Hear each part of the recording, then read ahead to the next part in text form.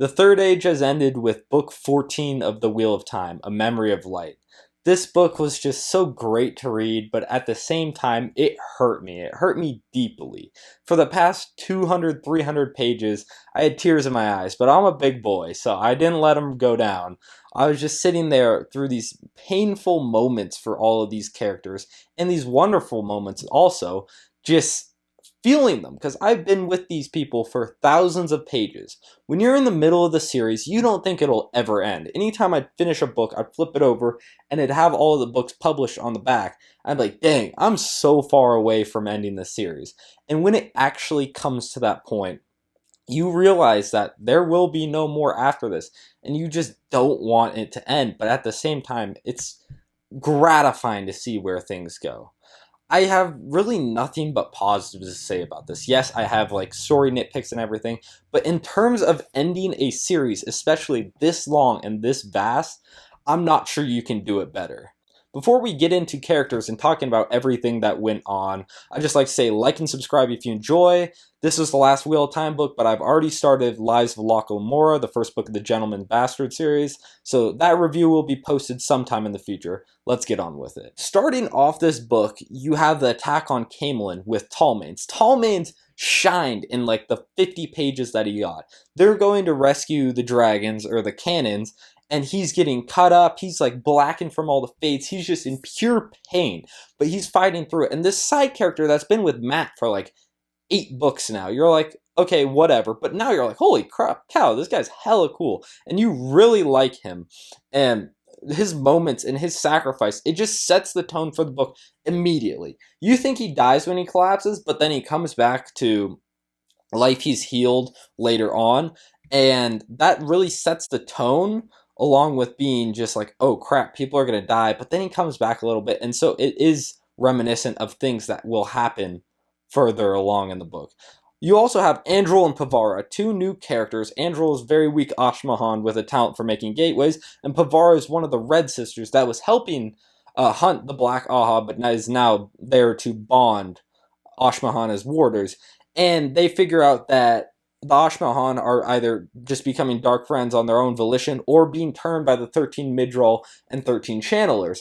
And so, through this, Andrel and Pavara form a circle, but Pavara freaks out and bonds Andrel, and Andrel bonds her back. And this creates a new bond type where they can hear their thoughts. And this is another thing that this series does very well, is it introduces concepts, but they don't just become immediately apparent to everybody. Like gateways and traveling took a long time to spread, but something like healing stilling, like men can heal the women stealing back to full power, and women can heal the men gentling back to full power, but they don't totally realize that, as information is not communicated well, as it obviously shouldn't be between all these different factions. So Siwan and Leanne are still weak, while Logain is strong, and the other people that Great Jurgrady healed are stronger. And like these little bits of information that just don't become ever present to everybody add so much depth to the series. So this is also why like this new form of bonding, nobody else realizes it because they've got no time. It's the last battle. And so they're in the Black Tower, and they can't gateway out, because that's really the only thing that Andrel can do is gateways, and that's because there's a dream spike in that area. So they eventually hatch a scheme to rescue Logain. Logain is currently being turned, or they're trying to turn him, but he's got such willpower that they're having a hard time to do it, and they also don't have female channelers. And so they get there like just in time, but they get captured. Like after killing a couple of the evil Ashmahan, they get captured, and Andrel tricks one of them. And at the same time that Perrin removes the Dream Spike, which I'll get to later, Andrel manages to open a gateway that releases the evil Ashmahan's own weaves back onto them, and they end up escaping with after Tame and Grenadal ran away. Once the Black Tower is secure and everything is set, later on in the book, the Black Tower ends up rescuing Elayne, who's pushed to the walls of Karheim, with Andrel forming a huge circle and releasing the fires of Dragonmount onto the army that is pushing towards Elayne and going to annihilate them. Just lava and flames just going out, and the way it was written, it was just such an epic moment, just this huge rectangle coming through, and just the wall of hellfire going down onto the armies of the shadow. And the final biggest thing that Andral and Pavara end up doing is stealing the Dark One seals back. They infiltrate the ranks of the Dark Friends on Logain's orders to hunt the other Ashmahan who have turned evil, and they end up using faces of evil or Dark Friend Ashmahan, and Andral somehow ends up in the position of talking to one Demandred and then Tame, and Tame makes Andral, who's in disguise, look like Andral again, but at the same time Andral steals the seals off of him, and he finally gets those to Logain. And so those characters are completely new to the series, but they added such excellent variety instead of having it just focus on our main characters only. And it was just great. I'm not sure if people are conflicted on that, but I very much enjoyed their parts in these books. Moving on to the larger plot at hand, it'd be the meeting at Merrilor Field. And there you just have hundreds of thousands of soldiers. Every big faction's there except for the Seanchan. And this meeting that Rand set up is really just him versus Egwene. Egwene realizes it halfway through the meeting that Rand made it to where there's only two sides, so he only has to convince her to really sign the dragon's contract. And it's essentially just peace for as long as possible, and nobody attacks anybody, borders are set, and then along with him being the complete general of the army, and then also him breaking the seals. And everybody's focusing on all the borders and the conflicts and all that crap. And Elayne's like, you're not breaking the seals. Or not Elayne, but Egwene's like, you're not breaking the seals. And throughout this whole thing, everybody's just going back and forth while Rand and Egwene have the true conversation at hand. And that's when Moiraine appears. Moiraine pops in and she's like, he's right. The dragon breaks all bonds and alliances, and he needs to be able to do this to do his job. It's in the prophecies. He explains it, but then she flips on Egwene. He's like, he won't be breaking the seals. You will. You're the keeper of seals. It's your job to break them at the right time. And Egwene's like, well, shit, she is right, after she just spouts out some of the prophecies and logic, pretty much just logics her. But then there's a problem of they're like, Rand, we don't want you commanding armies. So it ends up being Elayne is the head commander with the four great generals under her: Aitulariad, Aglamar, Bashir, and Gareth Brine. And this comes into play in a big part, as you're just like, hell yeah, they can't lose a fight. These guys are so good at what they do. So Aitulariad and the rest of the Aiel and some other troops, some Dragonsworn and Tarians, all that, are in Rand's group going to Sheol Ghul. And you have Aglamar with the Borderlanders going to reinforce Lan, who I'll touch on in just a second. And then it'll be the White Tower, Gareth Brine fighting in Kandor. And finally, Elayne, Bashir, and the Andorans fighting, trying to bring the Trollocs out of Camelin and destroy that force so then they can go and reinforce the other battlefronts. And as I was going to say, I was going to touch on Lan. Lan is at the Blight. He is at the Blight up in Shinar, and he's fighting for his life. He's been going, and you get a few chapters before this of his troops are just getting whittled down. His friends are dying, and there's 6,000 men left. They go for a final charge. He looks back. There's 10,000. There's 15,000. There's 100,000. The Borderlanders come through the portals and just save him. And it's such a great moment, as he was finally going to be the death of the Malkier King, of which he's fully accepted, and he rides under the Golden Crane flag. And he's sending love to Nynaeve. He's like, don't worry about it. Don't worry about me. This will all turn out okay. And he's reinforced. And then there's more hope. And then they just have to hold out until they get reinforced again by hopefully Elayne's armies. And they're getting pushed back bit by bit. And Lan is the first of the groups to realize what's going on with Aglamar. Aglamar is a great general, but he's making these small little mistakes here or there, or these choices that are not necessarily bad or obviously harmful, but maybe not the best choice. And he relieves him of duty as Aglamar tries to speak the words of what he wants to say in command, and he can't do it. And Lan realizes something's wrong, compulsion or something. He relieves Aglamar of duty after their troops have just been decimated down to 1/3. And at this point, the other armies are fighting on all the other battlefronts. But for that, let's touch on Mat and Perrin. Perrin decides that it's time to hunt Slayer, because Rand is going to Sheol Ghul soon, and he knows that Slayer will, one, try to kill him, and 2, there's another dream spike at the Black Tower. And so he goes to the Black Tower, and there's the Lanfear is just like, sup, what's up, Perrin? I know you. You don't really know me too well. And so he goes there and he removes the Dream Spike with the help of Lanfear. And with that, you're like, okay, whose side is Lanfear on in here? Like, it's a little ambiguous, and she's talking to Perrin all weird. And so then Perrin ends up hunting Slayer through it, and they go back with him. It's him and Gaul hunting Slayer with some wolves, and they're just going back and forth. And this whole time they're fighting, it's just like pretty evenly matched. But Perrin is like, I can't get out of here. I don't know how he teleports in and out. And Perrin ends up getting gravely wounded, but he ends up at the fields of Merrilor, where he manages to make it through, and Master Luhan gets him and brings him to Mayene. We'll leave Perrin there, but Matt, at the same time, you're like, where the hell is Matt? Moraine came here. But Matt is in Ibu Dar, climbing up the palace, making the funniest complaints of where he almost gets killed by Seleucia, who's in Tuon's bedroom, where it's like, wow, your security's kind of shit, and Seleucia's got like 3 dead assassin bodies on the ground.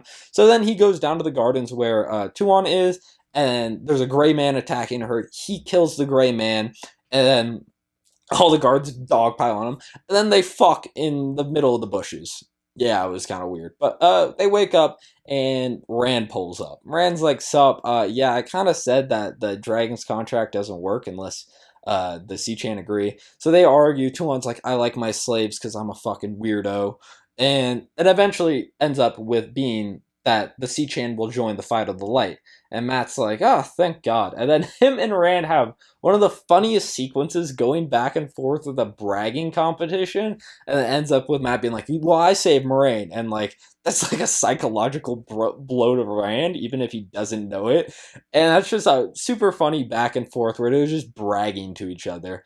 Moving on from there, you're at the northern battlefield up at Kandor with the White Tower. And they're just having a decent time of it. Like, honestly, it's not too hard of a fight for them. Yeah, the channelers are tired, but they're doing way better than everybody else. That is until the Sharans come and absolutely decimate their army. Demandred, along with the Sharans, just come through and destroy a huge part of the White Tower's army and fuck up a lot of the channelers. Gawain and Egwene are then trapped under a wagon of some sorts as they see Demandred interrogate Leanne and tell her to go tell them that he wants Lews Theron. They end up escaping with the help of Luwin, who is the Seanchan that is now fully devoted to Egwene after having given up the shackles that captured Rand at one point. And so they are kind of decimated, but they eventually make it back. They regroup with the army, and then they set up again. And the Seanchan come and help, and that is the new fight on that battlefront, White Tower and Seanchan, which is a funny conflict because they are essentially mortal enemies, especially Egwene and the Seanchan.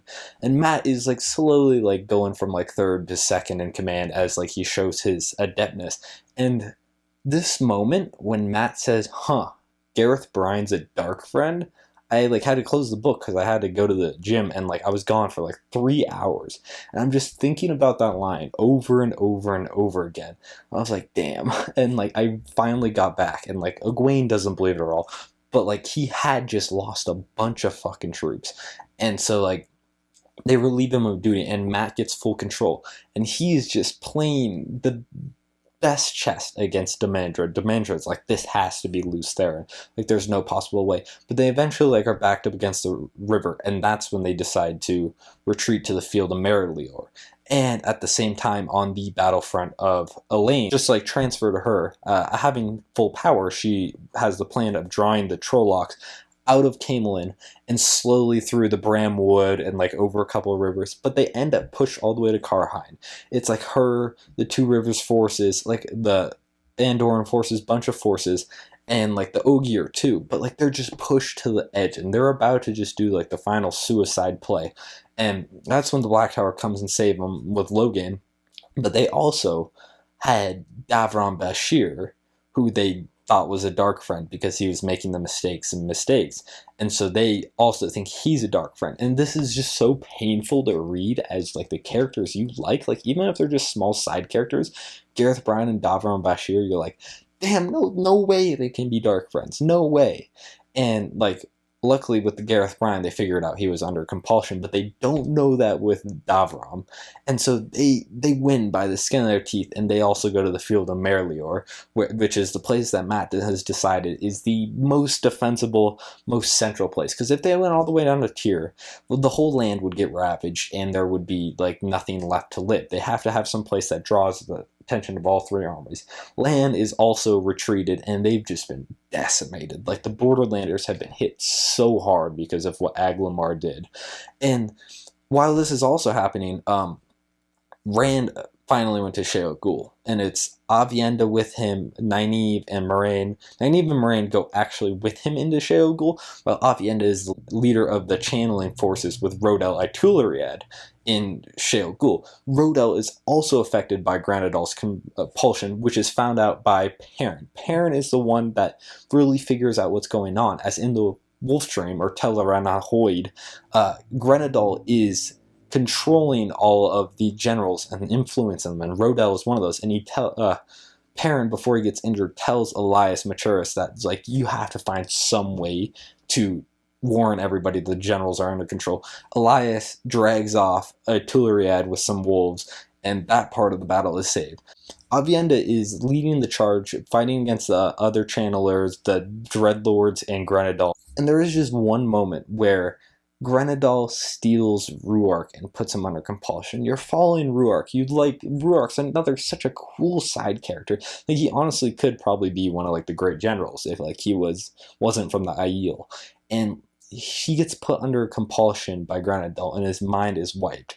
And later on, Aviendha has to kill him, and it's just such a painful moment to see this character who has been, like, Rand's, like, I guess, like, Rand's buddy from the Aiel, to where, like, he tells Rand the way it is, and, like, he's friends with him.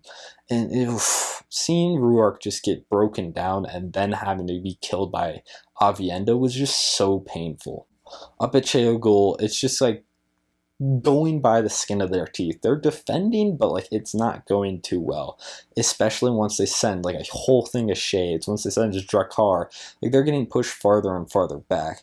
And the field of Merrilor is also, like, not a great fight. Matt is doing his best. Like, Demandred is the only one that recognizes what a master at play is going on. Like, he is just excelling in what he was meant to be when he inherited these memories, which was the ultimate battle commander. Demandred refuses to believe it's anybody but Lews Therin. And this is the whole time Rand is inside of Sheol Ghul with Moiraine and Nynaeve. This whole time they are essentially doing nothing but the most important thing at the same time. Rand duels Moradin for a little bit, but steps into the shadow, and that's when him and his Dark One truly have their conflict. I'll get into the visions and stuff they do later, but at the same time, Alanna, Rand's other warder that bonded him forcefully, is there, and she is dying. She has been stabbed, and Nynaeve has to heal her, and I'm just kind of disappointed, and that was the only role Nynaeve had, and it just felt kind of useless for such an integral character, besides just being a battery for Rand to draw upon Saidar. Over at Merrilor, the fight is just going on with, like, small battle tactics going back and forth, and Gawain decides to go duel Demandred. Gawain has his Seanchan rings. He puts all of them on. He is like a shadow, and he fights Demandred and dies. He dies. Like, he's an excellent swordsman, but Demandred is one of the ages. And, like, it was so painful to watch Gawain then just, like, break apart and start flinging weaves, and she's just not having, I mean, it's kind of an understatement to say not having a good time, but, like, she was just, like, so devastated. But Egwene's like, I need to be the Amyrlin. Egwene can weep, and the Amyrlin weeps for her, but I need to be the strong force. So she bonds Luwin as her new warder and gets back onto the battlefield. Next comes Galad to duel Demandred, and he also loses, and you think he's dead. His arm gets chopped off. He has, like, one of the medallions that Matt gave him, and he is also beaten. He does slightly better. He nicks him on the face, and you're just like, holy shit, this man is running through our best swordsman, and it's so painful. You think Galad's dead for a while. While this is happening, Elayne is abducted by Merrilor, her guardsman that was a dark friend, and he murders Bridget, chops off her head, and is about to cut out Elaine's babies and bring him to Sheol Ghul. It is so dark. And like they parade a body that looks like Elayne through the camp, and it's just like the queen is dead, the queen is dead. And slightly before this happens, the command tent with Mat and Tuon is attacked, and Siouan or Swan Sanche is just like unceremoniously killed. And this hits so hard to see this character, the former Amyrlin, the character that you now like as a person and not a power, just unceremoniously disposed of, and it hurt so badly. And so this is where Mat gives Tuon a little nod, and they enact a plan to have her retreat out of the battlefield with a fake argument. Now this makes Demandred overcommit his forces. This eventually leads to the Seanchan coming back behind the armies of darkness and creating a trap with them in the middle. The military tactics of Mat and Mat going back and forth with Demandred on the battlefield, and like the moments of him feeling the battle, were just so well written and gave you like the joy that you thought Mat would feel by commanding this. It was so well transferred from character to reader. Egwene has now dueled with Tame at least once, and Tame ran away. But Tame comes back after Demandred gave him a super powerful Sa-Angreal, and Egwene has Vora's Angreal, and they're going at it, and Tame starts throwing Balefire, and it's running through Egwene's head that what Perrin said, it's just a weep. And she crafts the reverse of Balefire, the light version of Balefire, and sacrifices herself to take out now forsaken Mazrim Taim Mahale, and just like creates this beautiful crystal tree and kills Tame and sacrifices herself. And this death definitely hit me the hardest, and I thought about it the longest. I didn't think I was such a big Egwene fan until she died. And like that moment with her grief over Gawain, having just bonded Luwin, then separating her right before she knows she's going to kill herself. It was so painful to read. Like, Egwene dying hit so hard for me. Now, I just wish that there had been a bit more conflict. Yes, they're the heads of the two towers, but in like correlation, it's only just light and dark, and they really didn't have conflicting storylines to really clash against. So her killing Mahale felt like not exactly the victory that she should have had. I feel like that opponent should have been set up more throughout the books for it to be even more gratifying. But with Egwene dead, the White Tower is leaderless, but it's near the end of the battle. Jumping back to Perrin, Perrin with Master Luhan has now been brought to Mayene where the healing grounds are, and he is just in terrible shape. And Master Luhan has a talk with him. He's like, Perrin, you've always been the gentle blacksmith. You've always held back. As a leader, as a fighter, you've always been afraid of hurting and breaking things. Perrin's like, no, not anymore, not anymore. He's like, really? And like, you think that Perrin's gotten over this aversion that he had in the earlier books, but you truly realize that he has still been holding himself back. And this talk by Master Luhan, the blacksmith trainer that way back in book 1 was Perrin's pretty much father figure, he pretty much just tells Perrin to let go, to release the power that he knows he has and not be afraid of hurting people. And that's really the only thing that he needs to defeat Slayer, is to be his true self just as he embraced the wolf, to be his full power and not be afraid of what is to come. And so Perrin gets his energy revitalized and goes back into the wolf dream. Here he is defending Rand against Slayer and Sheol Ghul, which I'll get back to in the finale conclusion where everything comes together. Back at Merrilor, we'll go to Lan and Tam. Tam is leading the Two Rivers men who are out of arrows in a charge, and he is just showing why he deserves to be called a Blade Master. And Lan recognizes him. Him like recognizing Tam is such a great little moment. I loved that interaction. He's like, I always wondered the man who raised Rand deserved the Heron Mike Blade, and you proven he does. And like he salutes Tam and rides off, and it's such an excellent moment. And Tam's chapters throughout this whole book, I'll get to like the best Tam chapter in a bit, but it is such an greatly written character for having so little to do with the story, but such an impactful part. And Lan has one of the most badass moments in all of fiction, where he is like, it is time. Matt sends him a medallion, not Galata medallion, but Lan sources a medallion so that he can't be affected by channeling, and goes after Demandred. And Lan, in New Spring he did this, in this book he did this, he always says, oh, they're a better swordsman. And then he proves who he is, just like he would be like, I'm not a king. He's like, I'm not the better swordsman. But then he shows why he is the greatest fighter. He is the greatest warrior in all of these books. And he defeats Demandred with the line of, death is lighter than a feather. I did not come here to win. I came here to kill you. And he sheathes the sword just like way back in book 2 of where he taught Rand. And you also think Lan's dead here, but it's just another fake out death, which is kind of sad, but it was such an awesome moment to see like that, or to see the description of the fear in Demandred's eyes as Lan just stabs him in his throat and cuts his head off and holds it to the Sharon's armies. It was like so brutal, but Lan with like the wound in his side from where he's stabbed, just not even collapsing, just like, these Sharns can come kill him, but he's like, I killed your leader. I killed Wild, or whatever they call him. And they're just breaking and retreating. And Matt is enacting his battle plans. He has the dragons that he sent to a cave after Demandred destroyed most of them, firing through portals. And these things are just going back and forth. And it's turning for the light. And everything is turning to be a victory. And it is such an impactful moment, especially after Egwene dies. You think Galad's dead. Gawain is dead. You thought Lan was dead for a bit. But the light is destroying the Trollocs and coming back. Like the Seanchan have come back again. And it's just emerging to be a victory on this battlefront. And Elayne is still in trouble. But throughout all of this, we have Fail, who is running the horn all over the place, gets attacked by a bubble of evil, and they get sent to the Blight, her and Oliver. And the funniest moment is Vanning, who she thinks is trying to steal the horn, is just going for Matt's tobacco.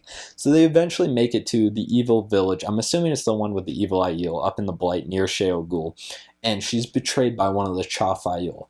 But they manage to get through the portal. It's her and Oliver running. She gives the horn to Oliver and runs off to distract the Trollocs. And Oliver hops on Bella, and Bella runs like the wind. It's like Bella is a book 1 character, not even a character, an animal. And it is just so impactful that like this horse dies and you feel it. You just have to give such a compliment to Robert Jordan and Brandon Sanderson, writing a way that you feel the death of this animal that's just like the punchline of a couple jokes. And Oliver is trapped in like a little huddle getting clawed at by Trollocs. And he eventually blows the horn. And since Matt died in book 5, when one of the Forsaken bail-fired all of Rand's friends, and Rand brought him back by bail-firing him again, the horn disconnected from Matt, so Oliver is now the new horn bearer. And Bridget comes back and saves Elayne. But she is now part of the horn again. She is not a hunter of the horn, a hero of the horn, and saves Elayne. And Elayne doesn't get brutally cut up and her baby's removed, which was quite a disturbing factor. But Bridget is no longer in the corporeal realm of existence, and her and Elayne have a nice cute back and forth, but Elayne hops on and goes to lead her forces again. Now, actually in Sheol with Rand and the girls, Nynaeve is healing Alanna and going through this whole process, but Rand is having philosophical debates, philosophical debates with the Dark One. They're imposing their will on each other and showing their world. The Dark One shows the world of pure darkness, where Nynaeve is now one of the Forsaken, and their friends are just horrible people. And Rand shows like different worlds to him. But the most disturbing one is the one without the Dark One at all. The people have no choice, just like the one where they were pure evil. They're pure good, but it's not the good in the right way. And their eyes just have this vacant hue behind them. And Rand realizes this is not the way. Killing the Dark One removes all choice from people. And so they're battling back and forth. And it eventually gets to the point where Moradin throws a dagger at Alanna, and Alanna has to end the bond because of naive Sealing. She got just well enough in her lucidity to break free, and so Rand doesn't go insane. Outside of the Dark One's pit in the Boar, you have Aviendha fighting Grenadal and going back and forth, and eventually finding her way into a just like a one-on-one with her, where she gets her legs blown off, but at the same time she has like weakened Grenadal so much that they're both just crawling there. And this whole time, Tom has just been guarding the interest and throwing knives at people who would try to like sneak in disguise. And like the way he just like contemplates the battle, and he's going through words and trying to just think of how he's going to compose the ballad. It was such like a moment of levity between all of these conclusions coming together, of which Mat makes his way to Sheol on a Torakin, and Perrin is there in the Wolf Dream, now fully released. And this is where things get a little not funky, but like things could have been set up better to have the more satisfying conclusion. The conclusions themselves were written extremely well, but the setup to it, not so much. Because Mat's conclusion is to fight Mordeth and Padon Fain's new conglomeration, which is just the evil of Shadar Logoth, but mobile. And Perrin is fighting Slayer. Perrin is now fully switching between Wolfdream and reality. He's got the pack running with him. He is moving. He is going like he is one in both worlds.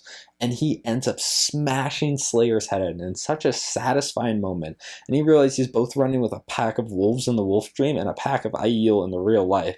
And just the mirror images of it are great. And now the moment itself is super satisfying, but Slayer was really just there in book 4 and a little bit in a couple other books, and then mostly in Towers of Midnight. And there just wasn't enough setup in those middle sections to really make this as rewarding as it needed to be. But it was better than Mat, who gets stabbed by the Shadar Logoth fog, and like Perrin sees him go down, and it's a fake Mat death again. And you already know, just like it's not gonna work. And he ends up killing Padon Fain with the dagger that made him so corrupt earlier on, which is also such a satisfying moment. But this whole time, Padon Fain and Mordeth, the same person, have been going after Rand, and Mat has like had little or no involvement with him ever since he got cured by the dagger. And it just felt something that needed to be carried through at least a couple of the books in between this moment and way back in book 2. And just did not feel as connected as it needed to be, which was disappointing to say the least. But they did get their big moments, of which Mat was winning the battle, and Perrin is yet to come as he goes into the cave, and there is Lanfear. Lanfear has now had Perrin under compulsion, and like you can notice it in like the little things she said, but like it's Perrin's point of view, and he's just stubborn. And Perrin is just like having the confliction, fighting the compulsion. He's like, I love Fail. And just the brutal moment where it reaches over and snaps Lanfear's neck from stopping her from killing Rand and releasing the Dark One. It was just, it felt like that, like the Perrin pain, because he is under the compulsion to where he loves Lanfear, but he doesn't really. And it was just such a brutal moment of where Fael was like, I have to do things for my husband. Perrin's like, I have to do things for my friend Rand, because he'll never be able to do this. And so their two conclusions were like not weak, but I wish they had had more depth set up throughout the other books, like just a little bit more foreshadowing. Maybe I'll get it on a reread, but a lot of this I feel like it was slightly disconnected. While in Sheol, Oliver traveled with Mat, and there he blew the horn, and seeing the wolves come back and they are heroes of the horn was so great. But Hopper isn't there because he died in the wolf dream. That's just something that ran through my mind that just was so painful to think about. But going into Rand is having his conflict, and at the same time Logain has his epiphany of, I don't need power and I don't need the Sangreal that Demandred had. People like me. Like, he's taking care of some refugees, and he breaks the seals. The Dark One is released, and Rand like encompasses in the power of the true power, Sidon and Sidar, just channeling as much as he can, and weaves the Dark One out of the pattern to where he's not dead, so then people still have the choice and all that, but he is no longer like trap. He's not a part of the system. And it is just like, it feels like the whole conclusion of Rand being in the pain and him not being able to, like, let his friends die, let his friends do what's necessary, and calling back to my favorite, or one of my favorite scenes in the book, where Tam teaches him to fight with one hand. When they're in Elayne's camp, like when they're fighting the Trollocs near Karheim and in between Camelin, Rand is dueling his dad, and his dad's beating him. He's like, you must let go. It's not the hand. And Rand's like, but my hand, but my hand. It's like, let go. And this conversation of Tam teaching Rand to let go just comes back in full force of he needs to let go of his friends, not being the emotionalist, like no emotions, no connection that he was in previous books, but loving his friends and understanding they have a duty to do. And he lets go. After the Dark One's been showing him the battle of all his friends died, and he channels the powers to bring it together and essentially banish the Dark One, but not kill him. And this ends up being the final moments of Moiraine and Nynaeve escape, and later on Rand comes stumbling out with Moradin's body. And it's just such an impactful moment of the conclusion, with the culmination of him realizing that killing the Dark One is not the solution, him realizing he can't let everybody do nothing for him. He can't do everything himself. It was just so painful and also gratifying to see this huge character arc come together to the final ultimate moment. More on Rand's fight with the Dark One, like when he's going through and he's describing his friends and their plights, and like, this is why he fights. This is why you can't understand. Nobody fights for you just because they love you and they do it selflessly. Like, and he's describing his friends. He's describing Moiraine, Tom, Perrin, Matt, everybody, Lan, of just like what they've gone through, like Nynaeve, and just like everybody, like what they've gone through and what they do, simply because they like the friendships and bonds, and like the people only work for you because of greed. People only work for you because of fear. And like, it was so impactful.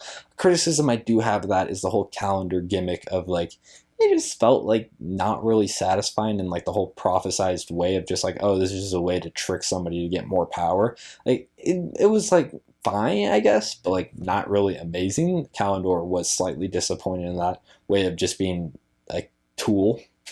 Aviendha ends up breaking Grenadal's will with destroying the portal, and it backfires.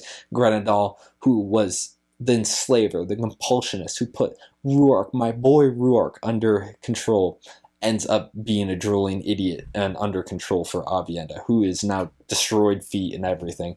Like, it doesn't look pretty. Also, during the ending, Matt figures out he's going to have a kid, and he's now having to deal with Tuon.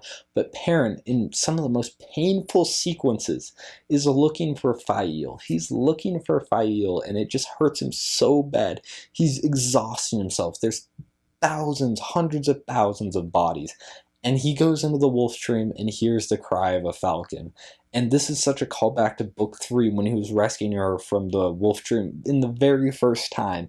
And just like him like rushing in and realizing she's not dead. Like, even though it was another fake out death, it was just so nice to see Perrin happy. And like the relief that he felt, you felt too. It was so amazing. But that is the conclusion, the final ultimate ending of the 15 books. And to clear things up, Rand is presumed dead, but truly his consciousness has just transferred to Moradin's body with the help of Olivia, the Seanchan girl, which I felt that was another super disappointing thing, was the whole setup of like, she will help him die. And I'm not even sure if she was the one to transfer his consciousness, or if she just got him money and a horse. That just felt like something that was just like slapped on the back end because they didn't know what to do with him. But Tam is just sitting there crying for his son. It's so painful. The other boys, like, nobody's no longer Tavern, and the other boys are just like, they know something's up. But the 3 women are just fine because they feel the bond. And Rand is whole again. That's the thing that took me a little while to realize. It was like, oh, why wouldn't he just like keep his body or something? Like, he's got the injuries on the side. He's missing an arm. He is whole again, and he is free to move. He is no longer burdened. The dragon died in the cave, and Rand lives on. The whole conclusion ends with him riding off on a horse. He tries to channel Sidin and can't. But then you just imagine it like the Wolf Dream. It's like he has the powers of the creator, but in the real world instead of the Wolf Dream.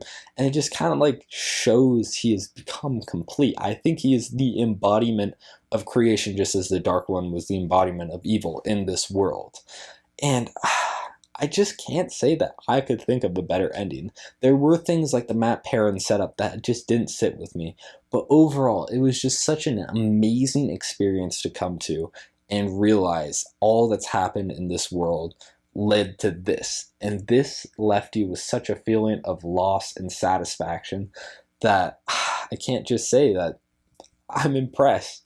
I did not think that anybody could get this level of commitment and motivation to read out of me that Robert Jordan and Brandon Sanderson did throughout this 15-book series.